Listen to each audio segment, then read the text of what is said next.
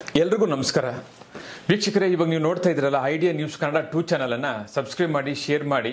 ಪ್ರತಿದಿನ ಕೂಡ ನಾವು ಟೊಮಾಟೋದ ಬಗ್ಗೆ ಒಂದಷ್ಟು ಮಾಹಿತಿಯನ್ನು ನಾವು ಹಾಕ್ತಾ ಇದ್ದೀವಿ.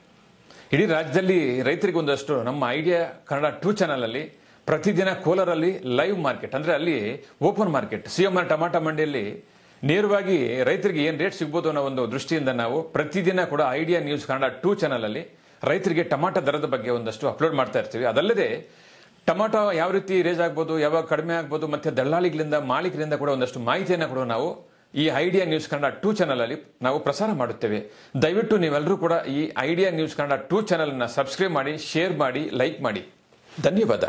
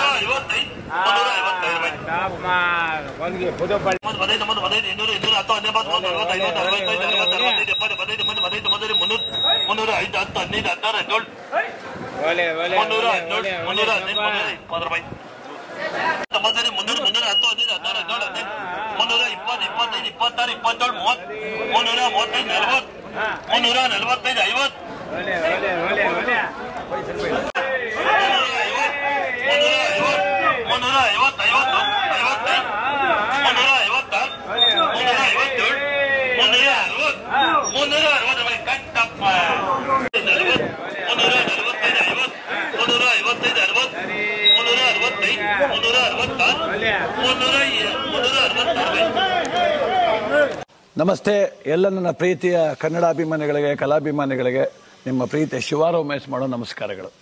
ಕೋಲಾರದ ಸಮಸ್ತ ಬಂಧುಗಳು, ಕರ್ನಾಟಕದ ಎಲ್ಲ ಕಲಾಭಿಮಾನಿಗಳು, ಕನ್ನಡಾಭಿಮಾನಿಗಳು ಈ ಐಡಿಯಾ ನ್ಯೂಸ್ ಚಾನಲ್ನ ಸಬ್ಸ್ಕ್ರೈಬ್ ಮಾಡ್ಕೊಳ್ಳಿ, ಬೆಂಬಲಿಸಿ, ಆಶೀರ್ವದಿಸಿ, ಆನಂದಿಸಿ, ವಿವೇಚಿಸಿ, ವಿಚಾರಿಸಿ.